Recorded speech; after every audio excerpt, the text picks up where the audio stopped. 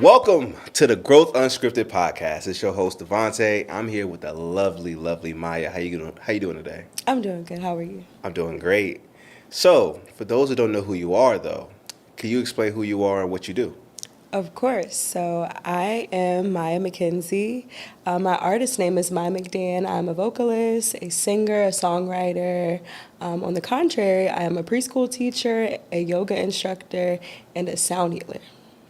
Preschool teacher, sound healer, and a yoga instructor? That's right. Oh my gosh. You just got a lot going on. I do have a lot going on. I wear many hats. I could tell. Pretty much almost everybody I've had on the show so far, they do like at least about 5 or 6 different things. Right. Oh, and I forgot to add, I'm a mental health advocate as well. You are? Oh, yeah, for sure. Oh, yeah, this is going to be a good episode. This is going to be good. Okay, so when you started, so I wanted to dive deep a little to this, right?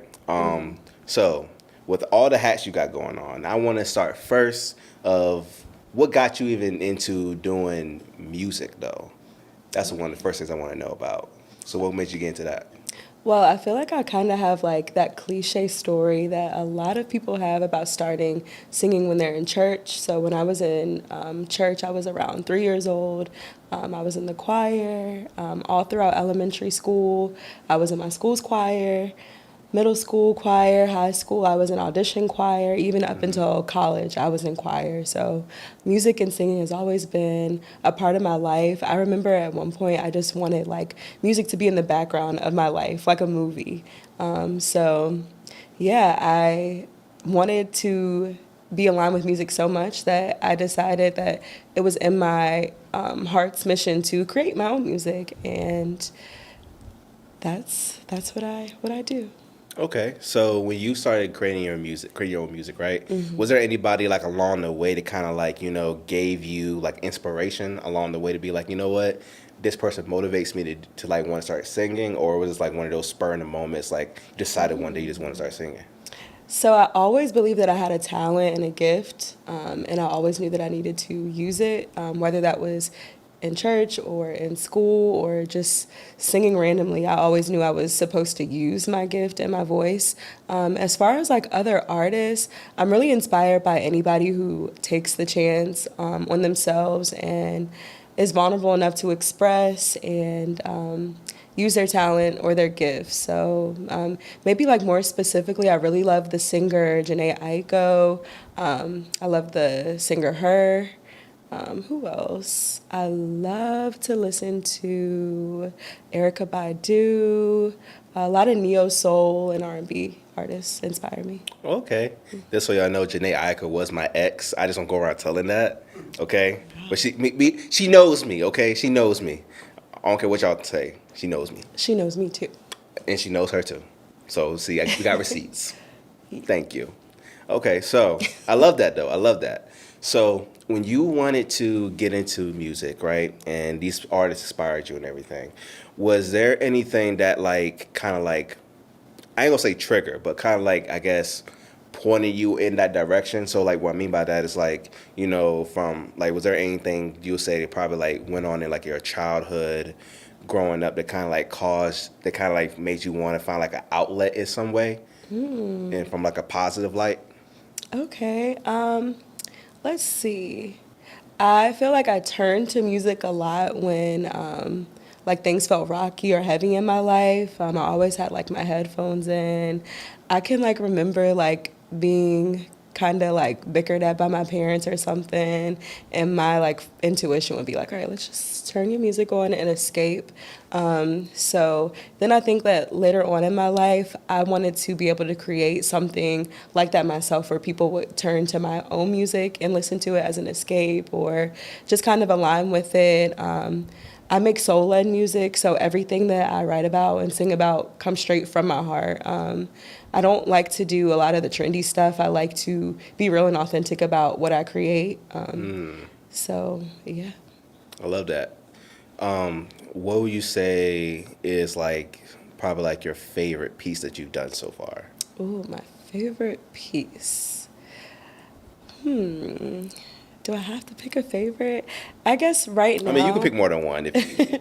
My favorite right now would be the song titled Butterfly. And I really love that song because I feel like I wrote it about a very vulnerable moment in my life where I was struggling. And I think that we all have those moments where sometimes we wish we could fly away from the things that we are kind of dealt with in life or just escape. And so Butterfly is really about just going higher and elevating and not necessarily running away, but maybe just escaping like your daily routine and going higher. So that's Okay. Butterfly.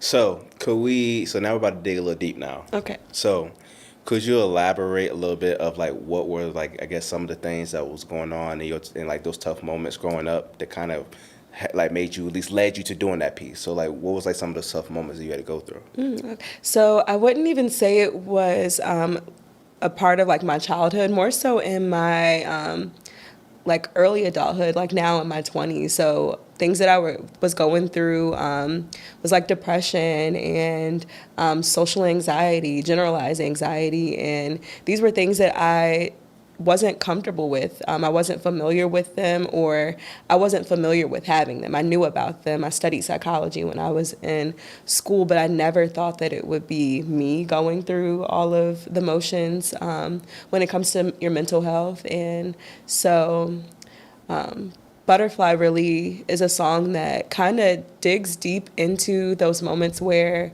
I wish I could have flown away from the loneliness or the heaviness or the grief that I was experiencing. Okay. So during those moments, right? Mm-hmm. When you was in like that pressure stage, because honestly, we both know like depression is nothing to really play around with at all, Not right? at all. I'm pretty sure. I feel like I'm pretty sure quite a few people, whether they want to admit it or not, definitely been through those stages in life where they've been Right. depressed and been like in those dark areas, Right. right? Was when you was going through that, was it just more so something just because of just life situations that kind of built upon to create that like space for you to think that way, or was it a mix between that and family? Like what was like what was like pretty much like the catalyst, or what kind of caused that shift? So as I've been tapped into my healing era currently, and within the last couple of years, I've just noticed that it's been something that lingered from my childhood into my adulthood, and it just wasn't touched on. Like some of the things that I experienced or went through at the moment, they may have seemed like it was nothing. It was just, brush it off. But those things created the person that I chose to be in my adulthood. And so you kind of have like the past like lingering on your shoulder when you don't, what can I say? When you don't like, I'm sorry, I just lost my whole train of thought. Good. But when you don't notice it or become aware of what's going on, they can build up and kind of like take over. And I think that's what was happening. I also noticed things were getting even heavier when we were in a lockdown. So I believe that COVID really had an impact on my mental health, just like a lot of other people in the world. And that was the year before that happened. There was like a turning point where it felt like it's time to push your pride aside and go find help. Go find an outlet where you are able to express. Go find someone who you can confide in, who is a health professional. It felt like a shift because I have become aware that you can't carry all the heavy things on your own, that you need to find community or people who maybe have experienced the same things you have or are willing to help you through the things that you've experienced. I can understand that, because even for me, like when I was in a relationship with my ex a while back, a couple of years ago, like we was in a spat area to where like she told me like I needed to go seek therapy, and like I was thinking honestly just because of just the whole negativity that we had going on really on both sides, and so like for the longest time I just kept putting off like going to therapy. I felt like I don't need the therapy, like Right. she needs it or something like that, right? But then like the year that we wasn't together, I decided to take upon myself to go seek therapy and find like my own answers about a lot of things. Right. And so like doing that, it was definitely something for sure I had to get like, out of, in terms of like, the ego behind Right. like, being like, I don't need to be a therapist. I don't need to have a therapy. I don't need a therapist. I don't need somebody telling me my feelings. Yeah. But then, the more and more, like, you start looking around though, you start looking at life. And then I kind of had, I had a slight flashback pretty much when I was younger and I was in school. I had a friend who actually ended up committing suicide because he didn't really have like, the help or had like, the support system Right. for somebody like to be with him. And so like I realized like, during that time, like I know I didn't want to end up like that. And it's very important that for people to actually be able to be surrounded by the ones who do love them, who do care about them. And then if you're in a bad, toxic environment, then find the people who are not toxic. And honestly, that means if you really like, a introvert, you might just have to come out of your shell a little bit and start, going out there to find those people. Right. Or find a community online that you can at least talk to at the very least. Right. Yeah. So I definitely agree and definitely understand like, mental health, and especially having therapy is very important. So will you say that when you start doing therapy, do you start seeing like signs early on, like later on, like, seeing progress, being better, like how you like, operate in day-to-day life, how you see things, perceive things? Yeah. So the first time I started therapy, it was like a telehealth situation where it was phone calls. So I believe that really helped me. I think I did that for maybe about 6 months or so. We were on lockdown, so going into a behavioral health facility wasn't really an option, but I was glad that I had the opportunity to talk to my therapist on the phone. I went into it with open arms. I took all of her advice, even the small things, like when you feel a certain way, go take a walk, go outside, get fresh air. Those are things that I still remember and do today. Then later on, when I was able to go into a behavioral health facility and start cognitive behavioral therapy in person, it was a different time in my life. And just like that ego that you were talking about, I had that moment where it was like, this person's not going to help me. How are you going to help me? You don't know what I've experienced. You don't know what I've been through. How can me talking to you fix what's going on with me? So at first I was like a little stagnant about it. Wasn't too sure. Our first couple of sessions were kind of quiet. I don't think I really opened up until maybe about the third or fourth session, but I progressively started to notice like a difference and a change in my own mental space, and just being able to like express myself without like worrying if this person was going to judge me on the other end. I really felt supported. So that was the cognitive behavioral part of it. Then we moved into something called EDMR. So it's, I think I'm going to butcher the name, but it's we're going to have to come back to the actual acronym, but it's basically, we tapped into like some childhood things, because a lot of the things that are going on with us, like the turmoil, the things that feel like broken, they start in our early childhood.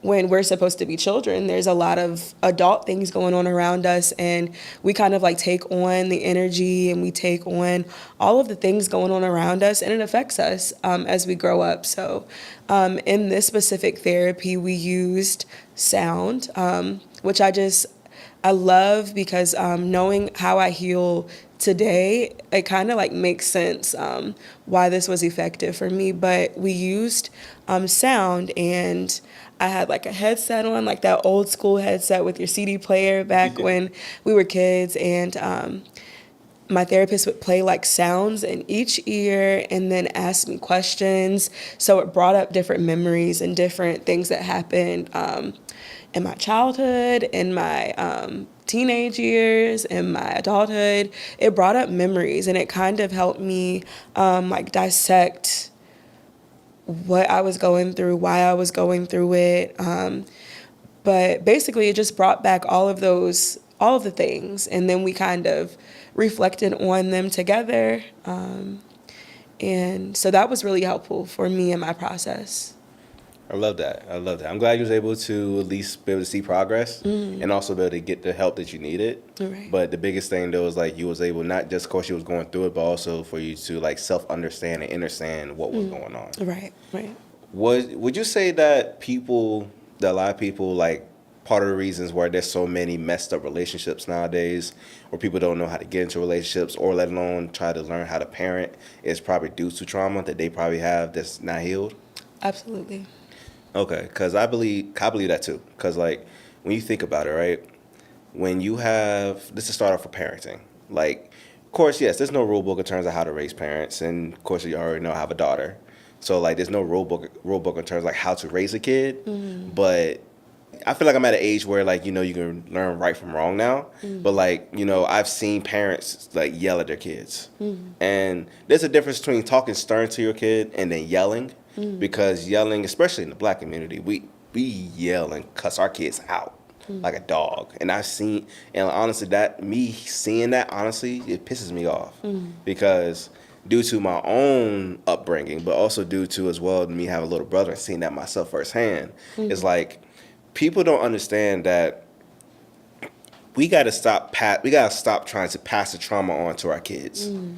Because, like, if we're out here yelling at our kids and we're out here just thinking, scaring our kids in a way to, like, how to go through life. Like, when kids go out and about, some parents come from a place of fear when they talk. They're not coming from a place of having your child understand the situation at hand. And so you put them in a state of fear all the time, which parents usually be teaching from a state of survival. Right. I can't survival mode. Yeah. So like when they're teaching from a state of survival, how do you expect a kid to be able to go through life and actually live? At that point, they're not living; they're just surviving now, just as much as you are. Yeah. And of course, not everything is on the parent, but I would definitely say though it definitely starts in the household first. Right. Oh yeah, I agree completely. Even being a school teacher, I have a lot of different families and students that I work with, and I agree that it does start at home. When students don't have a structure or a routine that's healthy, it displays in the classroom setting, and you can definitely tell who does have structure and who doesn't have structure, or which parents are continuing those cycles of, like you said, being in survival mode versus wanting to correct and teach their children. And if we don't break that, then it will be a repetitive cycle and we won't be able to heal our lineage, which I believe is really, really important. But the key to all of that is patience. And I think that's a skill that a lot of people lack, and they have to practice it.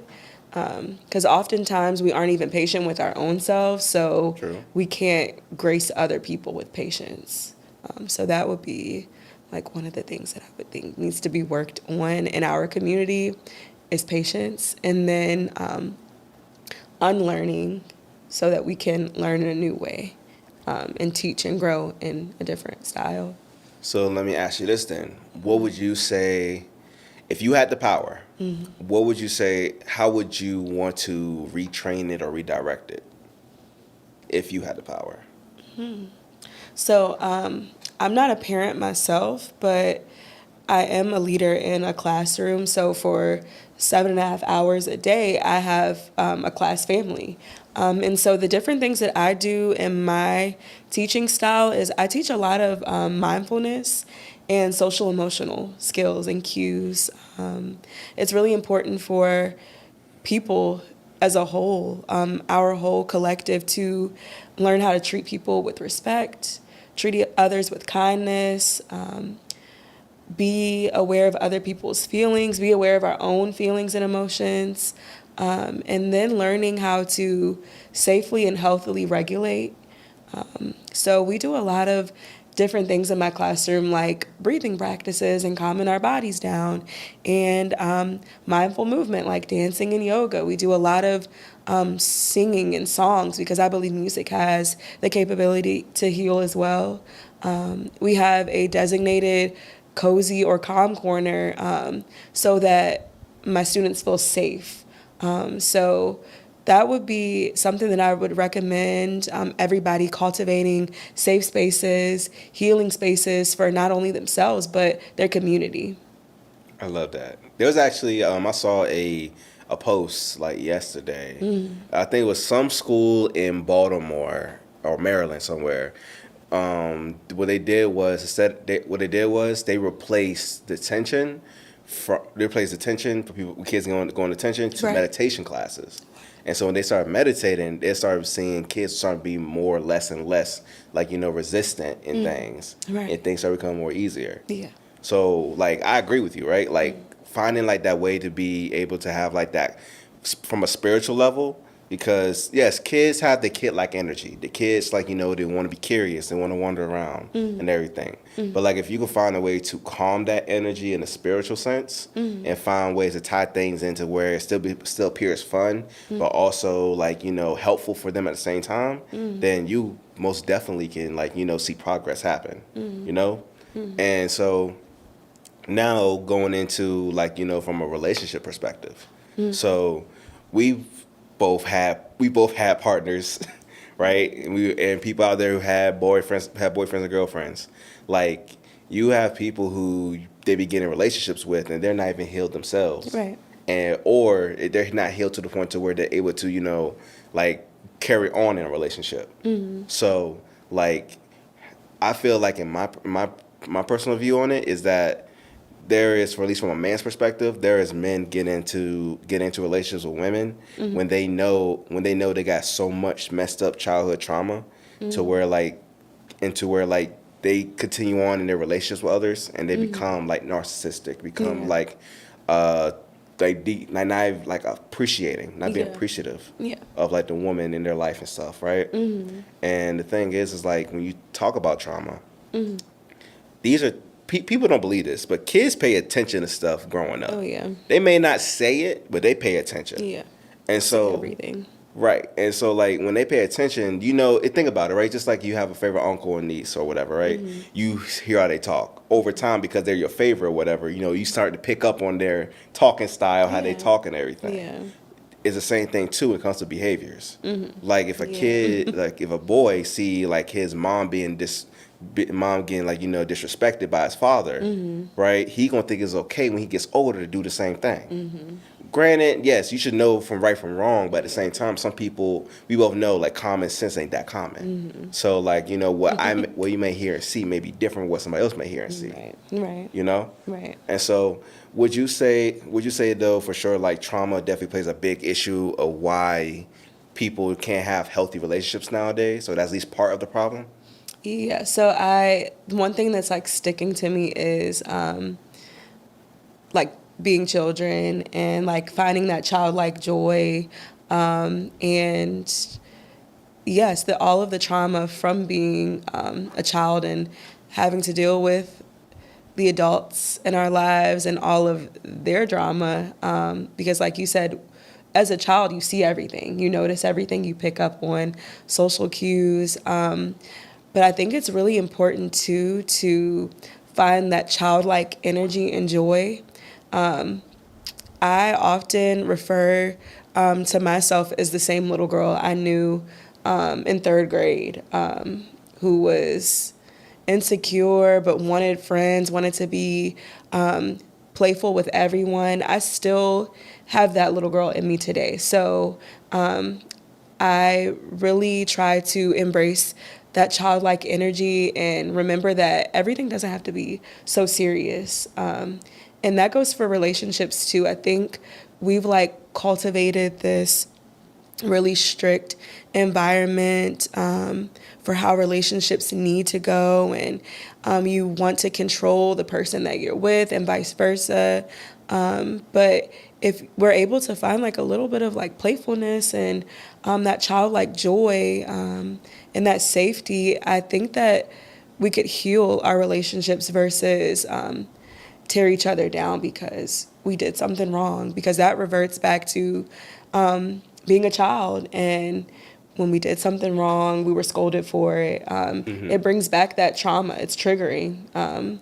So if we were able to tap into those feelings that we felt when we were younger, I think that maybe relationship could be easier if there weren't so many different stipulations and there was more embracing. Okay, I love that. So, with that being said, would you say though, with everything with that, would you say that like a lot of people nowadays, they don't really, a lot of people forgot how to be a kid, especially when it came to adults? Oh yeah. Would you believe that? Like a lot of people tend to forget how the sense of having like that kid-like behavior, but have it in the sense of where like, not too annoying, but just enough, right? But at the same time, have like that fun-loving spirit side. Because everybody now is just so serious. Yeah, a lot of us have like lost that sense of childlike joy and being playful. And we live in a fast-paced world. We have this kind of agenda over our head that we need to be in go mode all of the time, and that we need to get our to-do list done, and we've got to do this before 25, and we've got to do this before 30, and so on and so on. We have like a long list of things that it's just become so serious because it's so serious to everybody else, like in the media and on social networking. Everything seems to be so serious. There needs to be perfectionism. And we do like a lot of comparing. I've noticed even in the education system, for example, recess is taken away when you get to middle school, but you're still a child at 11 and 12 years old. So we kind of start getting our innocence stripped away from us at an early age. And so we've learned to adapt to these hard schedules and being in go mode and getting everything done. And I don't think a lot of people out there have allotted time to become playful or do things that are out of their normal routine or be adventurous, because a lot of people are still stuck on go, go, go, do. I've got to get this completed. And it's time to like relinquish those boundaries and kind of let loose a little and allow that playfulness to happen. How would you go about that? So let's say like I lost my inner child, right? Mm-hmm. And that's all I do, right? I just simply think of fast-paced life. I'm not really thinking nothing else. I'm on constant repeat. Yeah. So what would be some tips that you would suggest for people if they want to slowly start getting back into like that childlikeness? Okay. My first idea would be to make time for yourself, whether that's sitting down and watching a movie, whether that's going for a late night drive, reading a book, meditating, finding a space where you can go within and tap back into that energy of being a kid. I think some of us have like maybe a favorite movie or something that we really enjoyed when we were kids. I would suggest tapping back into that energy and going to those places that used to bring you joy when you were a kid and sit in it. Sit there, notice how you feel, notice what sensations arrive in your body, and allow it to be brought up. You don't have to push it away. You don't have to go, oh, I'm an adult, I don't need to. Just allow yourself to be present in that moment. That would be my first kind of piece of advice to reconnect with your inner child, is to sit with it and come back to yourself. Okay. I like that. Because, like, I'll be honest, like, with me, I mean, I do take the time to, like, go out, go for a walk and stuff like that when I can. And then also, as well, like you said, right, just, like, have, like, just, like, that alone time with yourself. But I feel like, as well, that a lot of people is not rooted anymore. Like they're just so stuck on the 2D and 3D space of life, but they're never trying to tap back into their 4D to where, like, you know, they're not just seeing what's in front of them, but it's actually, you know, being aware, like that self-awareness. Right. And when you're so stuck in just this, when you're so stuck in this 2D and 3D mindset, like you just be so succumb and indoctrinated to what's in front of you all the time. To from what you eat to what you consume, like around you visually, to like even as well, like when you hear others talk. When you hear others talk, you start believing over time that that's how things are supposed to be a certain way, right? And so, like, especially in social media is like a big thing nowadays for why relationships don't really work anymore the way they used to. Not saying they don't. There's definitely good people out there. But I would say, though, honestly, dating online, that's a hit and miss now, honestly. Okay. Even with my ex, we dated for 8 years. We met on Facebook dating. No, Tinder. We met on Tinder. And I thought that was going to last forever. Not saying it won't. Right? Not saying that online dating is like just completely over with, but like people just not like, you know, conversing in person no more. And people so stuck on their phones all the time. They don't know how to carry a conversation or have a stimulating conversation. You know, and I think that's another big thing is that people don't know how to effectively communicate or how to pick up on certain things to have those conversations with other people. Right. You know? Yeah. And so, in my world, online dating is dead. Have you tried multiple times, or you tried a few times? Oh yeah, I've been on the apps, and in 2025 I do not like what's on the apps. I prefer meeting people in the real world, in the physical, and connecting with people, not by what their profile says, because anybody can make a resume look good. Anybody can make a profile look good, but if there's not like a genuine connection, a genuine exchange of like realness, that like raw energy, if I can't connect with you, then I just can't connect with you. And it's really hard to do that authentically through a screen, I found. And I will say, like, in the past, the relationships that I've been in that came from online dating, they were definitely a miss. So moving forward, I don't think I will be on a dating app anymore or any type of like online social media dating. I would much rather like find my person out in the wild. That's understandable. That's understandable. Also, as well, some of y'all think y'all slick, because I've seen some dating profiles, and I've seen some women profiles, and they be using ChatGPT to just set up their profile. Yeah, so fake. Right, and I'm like, listen, okay, granted, it's okay to use it to help you set up a profile, your bio, if that's how you are, but if you are not like that in real life, let alone when I talk to you on the phone and you sound completely different the way your bio sounds, I'm like, y'all just lying. Like, why you gotta lie so much?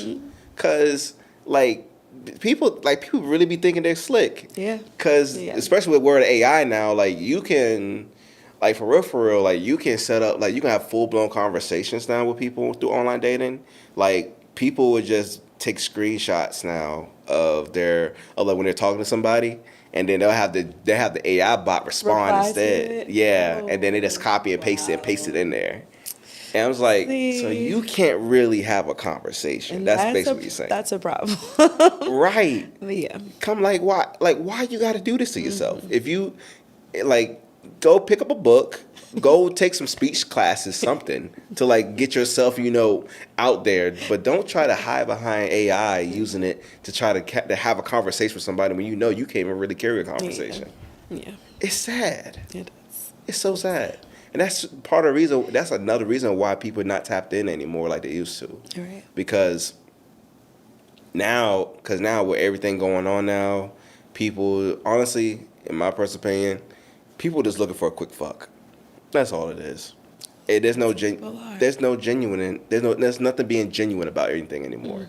Everything now is a transaction now. Like, in order for you to do something for me, I gotta do something for you. Nothing can't just be genuine anymore. And that's another thing. People live in a state of transaction now than they live in actually being nice and sincere to somebody. Yeah. There's always some underlying tone. Between that, so when you mix in that and mix in trauma, and then you mix in the point of that people just going off surface level things, it's extremely hard to find somebody out here nowadays, right? So now this leads me to my next thing.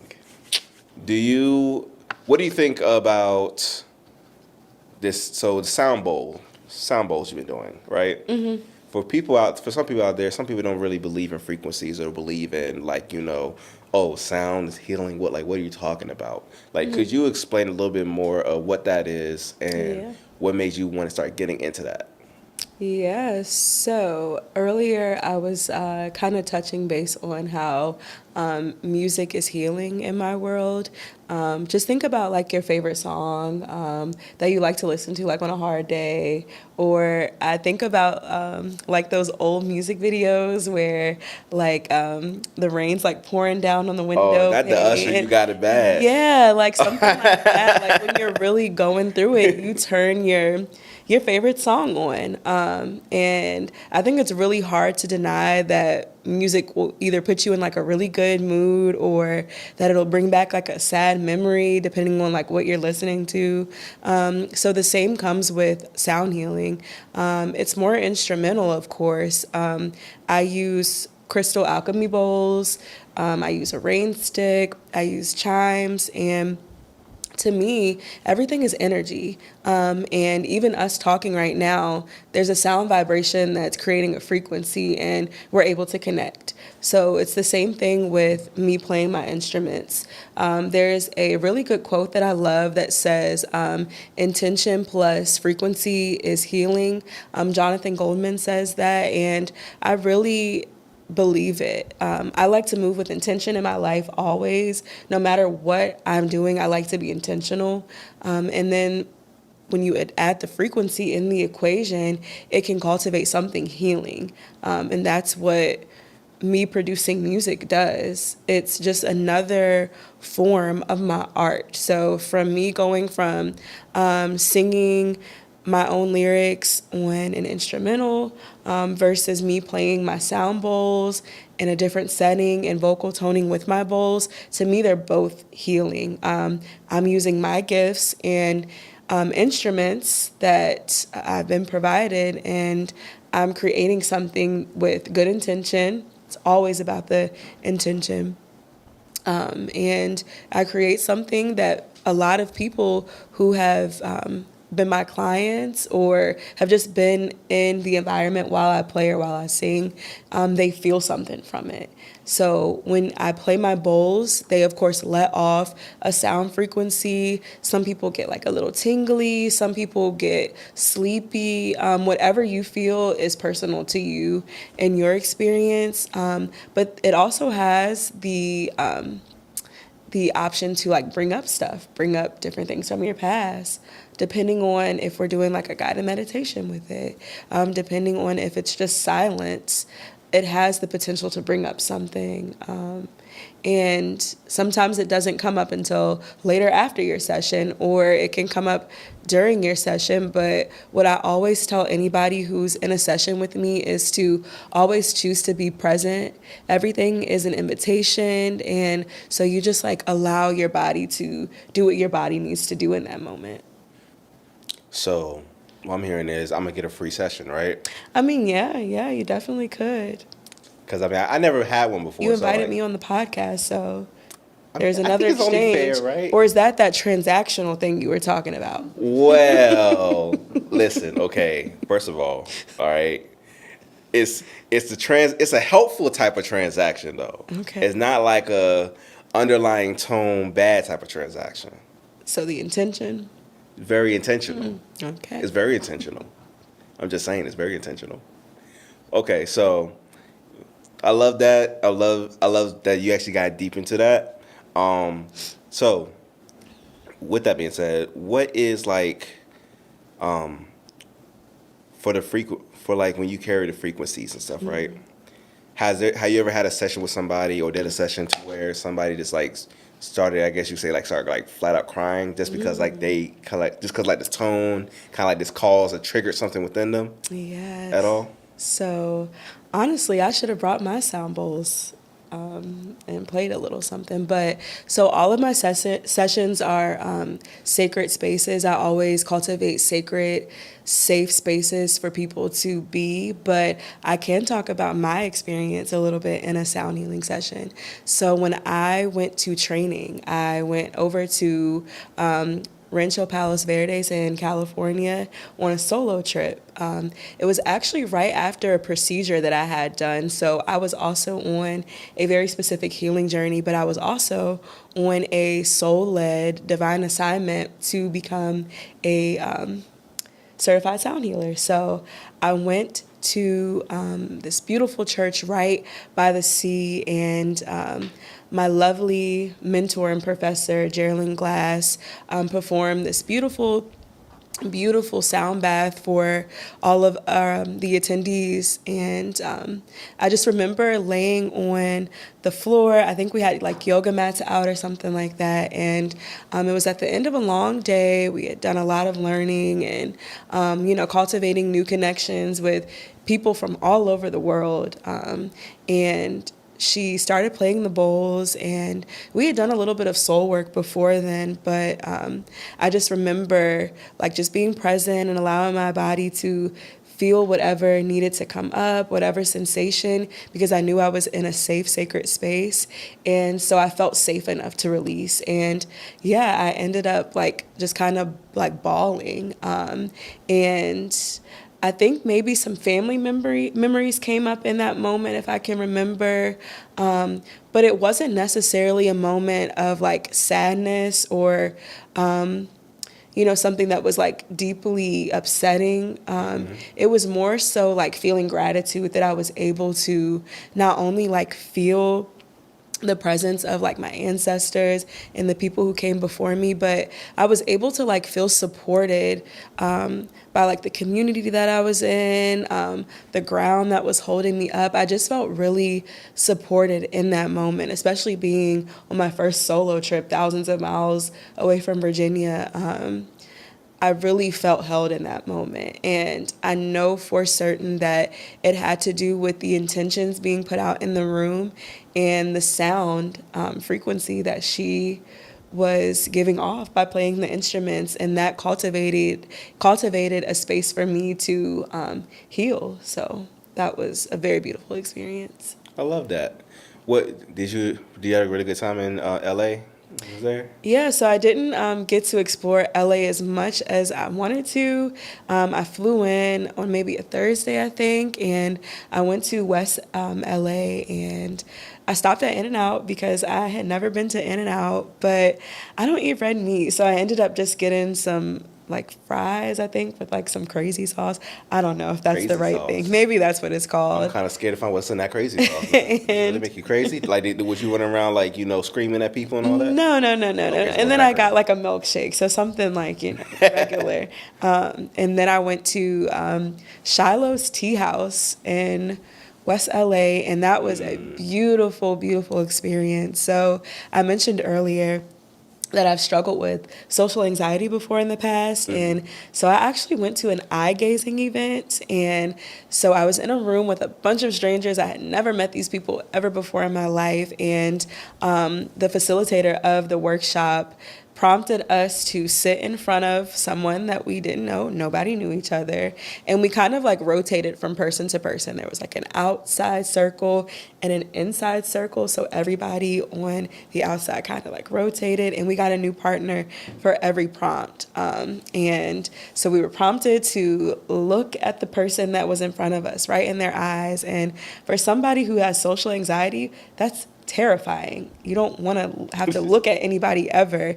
But in that moment, I felt really empowered that I was able to sit across a complete stranger, look into their eyes, and almost see a reflection, like as if there was a mirror in front of me. And it kind of made this boundary like dissolve of like the worry and the fear of somebody maybe like judging you for being who you are, or this idea that, you know, they know something. Like all of that worry just kind of went out of the window, and I was able to be a human having a human experience, and that felt really good. And it's something that I remember to this day, among talking to other people, that we're really just a mirror. And so that was a really, really cool experience in West LA. That was the only experience that I had in LA, because I went more south to the coastal, like the beachy area of Rancho Palos Verdes. So It's funny you say that, right? When you say like everybody, like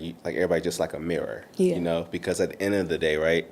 Like, you know, I'm human, you're human. Like, only difference that how we probably put on our pants, and honestly, other than that, it's probably like what we probably eat or whatever, right? Yes. But at the end of the day, though, we're all humans, right? Which also means we all have feelings, we all have things we go through, yeah. right? But it would be great if there was a world where everybody was just nice and appreciative of each other, Oh, yeah. instead of, you know, anger, animosity, jealousy, you know, and then envy. Like, you know, instead of getting mad at people, why not just simply, you know, like get to understand the person from their point of view of why they're feeling or acting a certain way, Yeah. you know? Yeah. Because we've seen it, right? Especially people with road rage. Oh. Like, you don't know what day that person can be having, This is but true. you try to go ahead and piss that person off, and the next thing you know, you wonder why he brought out a crowbar and started banging and busting out your doors and windows. Yeah. Like, you don't know what might have happened. Yes, don't granted, know. you may have an anger problem. Who knows? But you it just never know. Yeah. right. But it's just that, you know, you tend to, you know, we just tend to jump to conclusions as human beings. Right. Instead of just actually get a chance to actually sit down and understand everybody's point of view of why they act or talk or do anything a certain way. Right. You know? Yeah. So this is a little bit left field right here. But for people, do you feel like there's people who are suffering mental health issues, like in terms of not just from depression, but just, you know, just like some people may call it crazy, but like, you know, like those like left field type thoughts. Okay. Like, you know, randomly, like we seen, like, you know, people have mass shootings that happen. Okay. You have people who just decides to, you know, just walk into a grocery store and then decides to like just go AWOL, like Yeah. those type of people. Because people feel like, because some people, you know, when they see it on the news, and of course, you know, media only gives you one side of a story, really. Okay. Right? Like, do you feel like that? Do you just feel like it's actually like a mental, like an actual mental health issue? Because people be saying like they suffer from mental issues, Yeah. right? But I feel like it's something a little bit deeper than that. Okay. To where like not just from probably a mental health issue. Some people, they can have like no bad record of what they did ever in their life, but then they do something like that, and then Yeah. right, and it makes you sit back and wonder like, wow, like what led this person to do something like this, you know? Yeah. Because we talk about spirituality and stuff like that quite a bit, Right. right? And on top of like, you know, like the mental health issue, I just think too is also could be a spiritual warfare that's going on. Because, you know, you have people too talk about like, you know, they said Satan made them do it and all this type of stuff. And I just feel like it's more of a, for me at least, I feel like it's more of a spiritual warfare of figuring out maybe a self-identity crisis in a sense, but also could be that it could be a slew of other things that you have going on. It'd be just like, for example, I'm not sure you ever seen the movie on Netflix called Straw with Taraji P. Henson. And you saw like, you know that was based off of a true story of a man.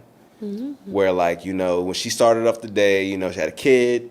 And sorry, y'all, just spoilers. Y'all didn't watch it. Y'all better pause and watch it before you come back. But, you know, started with a kid, her daughter and everything, got her ready for school. You know, she was behind on her rent. Her daughter needed meds. She then goes to the store. The manager is like, treated her like a piece of crap. All she wanted was her $500. That's her $500. All for $500. And then when she goes to the bank says she can't come in yet. And then she goes to try to get the she went back home to get the medicine or something she got a call from her school. Yeah, or her she daughter's needed school. to get her lunch money. Right. And so then she get into the accident with the dude, this officer, Mm-hmm. and then every single thing just kept leading to something more and more and more. She had a really bad day. I would never, you would never would think somebody could have a bad day like that, back to back to back to back. But some people do have bad days like that quite often. That's like the reality that some people live in, and it is disheartening. But like reverting back to being intentional and thinking about the people who choose to go out and do harmful things. They choose things with intention, so they may have not meant for it to be a bad thing, but the intention ended up not being good when they chose to like go shoot up a school or something like that. But I also agree with you with the spiritual warfare. There, in my world, there is good and there's bad. There are people who choose to inherently do good things, but there are also people who don't really believe in consequences. They don't really think before they act.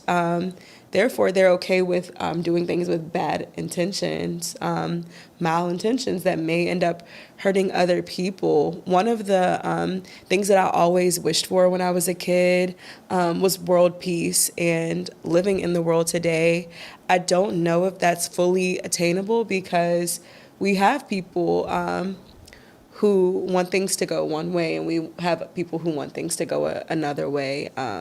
There's really like a split view on the world today. That's why there's just so much chaos and turmoil. But I do believe that there are a lot of things going on with people mentally. There are a lot of things that are going on with people spiritually that they haven't been able to confess or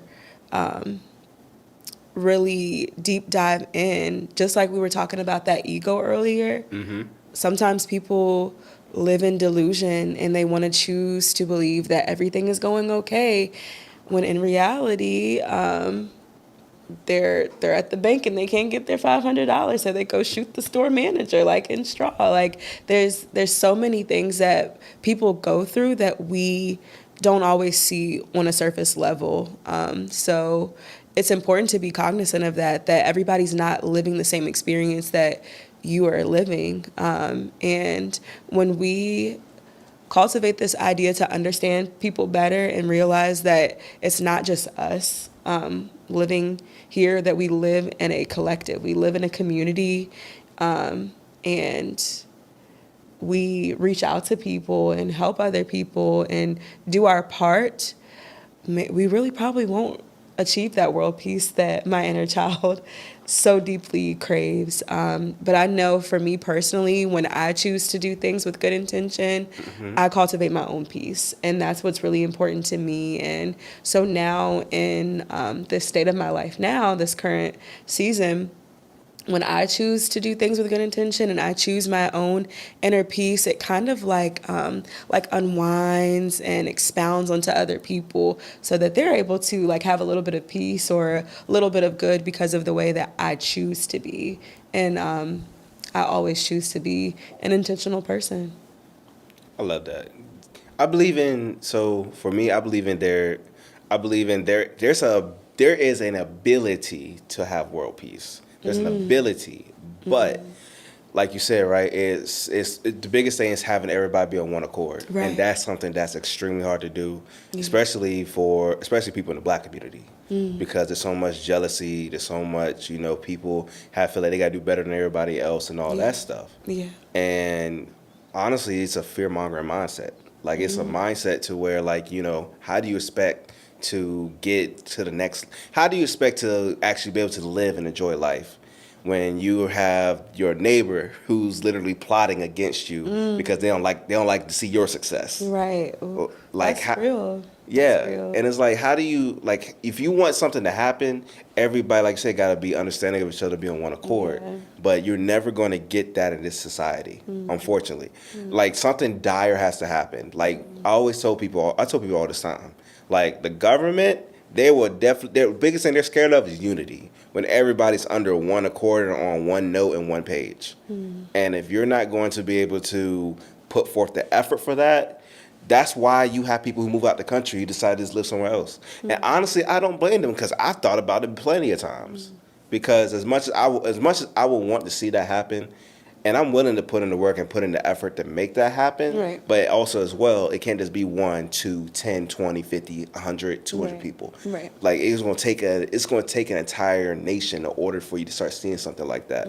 Because we get fed false information. That's for one. Those false information gets then indoctrinated into our minds when we get older, which then makes us believe we have this false sense of what we're supposed to believe something is when it really isn't.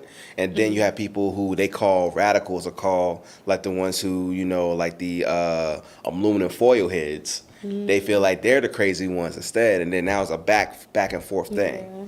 And when you have the two people back and forth bickering, you have the people at the top who's just laughing at you like, wow, like y'all really can't really like understand what's really going on around y'all. We did a great job. Like from a business level, it's a smart ass business level. Evil as shit, but it's smart as hell. You keep people separated to where they can never really come together. You have them bicker and fight over the most smallest, most stupidest little things in the hindsight of things, and then don't expect them to actually come together. Like people gotta understand that there's so much hate in this world, and people hating over the most dumbest things at times. Like I don't blame people who want to move out of the country. I don't. And plus, honestly, too, especially the way this economy is, you get a lot of things cheaper over there too. Like in Japan, you can get a apartment you see in downtown Richmond. You get one in Japan probably for like $500, $600. Wow. And then food, you only paying probably $45 for a full meal, compared to we spend $30 to $40 on one here. Right. Like it's getting so bad now that we can't expect you can't expect everyone to fully get on the same page. And at the same time I can't blame them, because they got stuff that's put in front of them to keep them distracted. And so when you had a distraction that's put in front of you, from bills due, car note due, you got a traffic ticket, you gotta go pick your child up from school. We have so many different distractions keeping us distracted that we can never focus on the full picture of what we're really supposed to be doing, and especially when we're supposed to be moving in our purpose. Yeah. I feel that last line for sure. What I've been praying and meditating on for the last year or two now is purpose, passion, and power. And I feel like the work that I do in the world aligns with those three things. And it's important to continue to elevate and move forward and rise above it all, even if there's a lot of chaotic things going on in the world.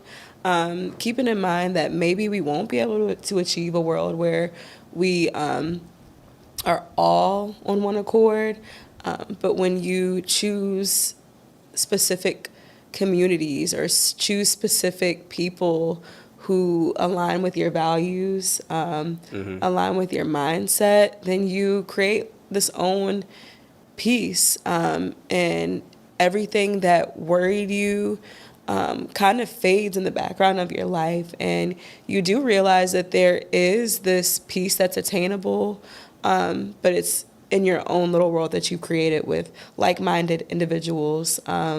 Just how you said there's like a group of people who are like laughing at how much division there is in the world, but there's also this collective of people who have kind of like shifted from all of the noise and the distractions, and they see the bigger picture, and so they rise to that vision. And I think that's what's really beautiful, that even though there's all of this chisme and chatter and gossip and all of these things that try to pull us away from our path, that we still have the ability to push it away and do what we are called to do on this earth. I totally agree. So, your podcast. Can you tell me a little bit more about it, and what is your vision of what is it that you wanted to become? like within the next 3 to 5 years?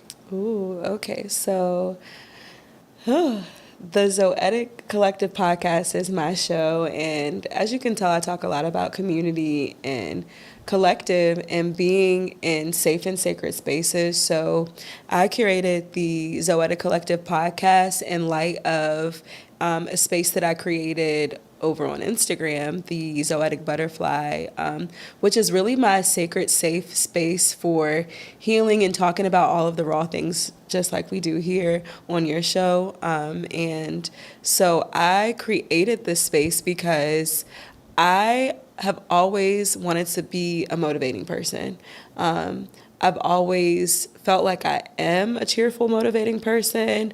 I was a cheerleader in high school. I was a social butterfly.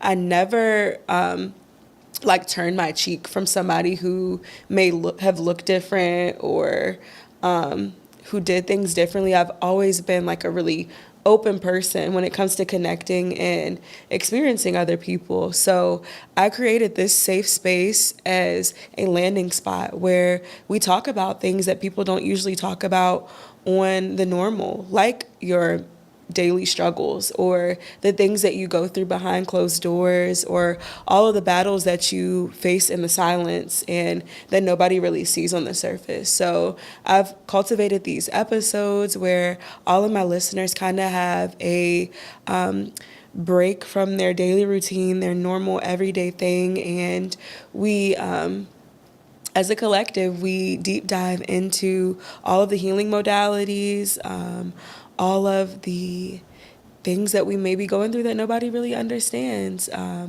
have an episode that I called Love Thyself, and so I tap into all of the things that I do personally for my self-care routine.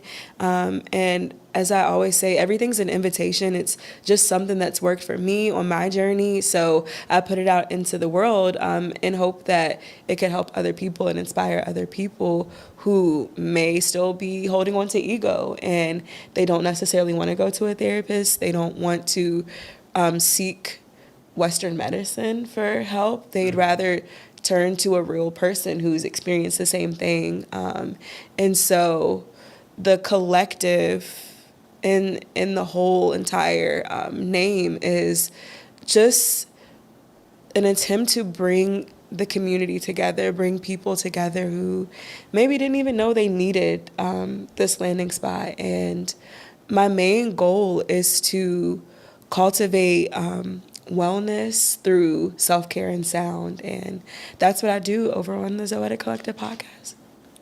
That sounds like a podcast y'all need to be listening to. I know I will. Yeah. I love that. I love it. Check it out. So before we finish up everything, I ask everybody this who gets on my show. Okay. How are you feeling mentally? Ooh, that's a good question. I also like to ask this question too.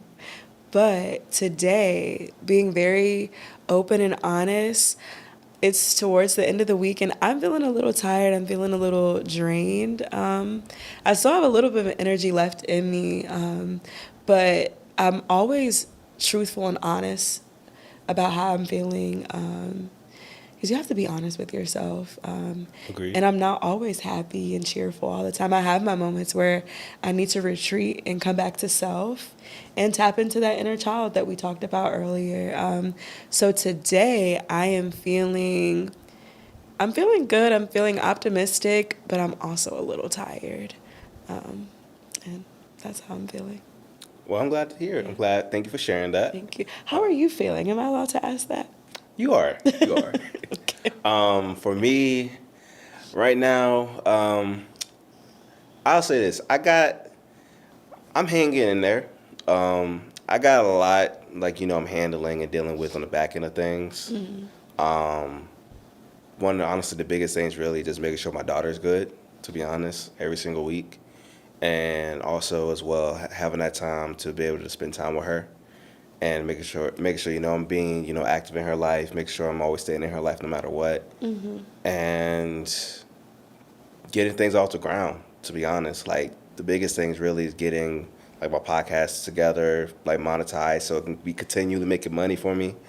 And also just be able to get in, honestly, aside from that, is just like just keeping myself grounded and staying positive, and keep myself surrounded by other positive people who's not going to infiltrate or mess up my energy. Honestly, so for the most part, that's how I'm feeling.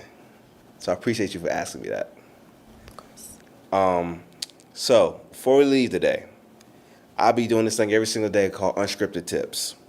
So before we leave, I want to ask you, what would be your unscripted tip for today for the audience? Okay. My unscripted tip for the audience today would be to protect your peace.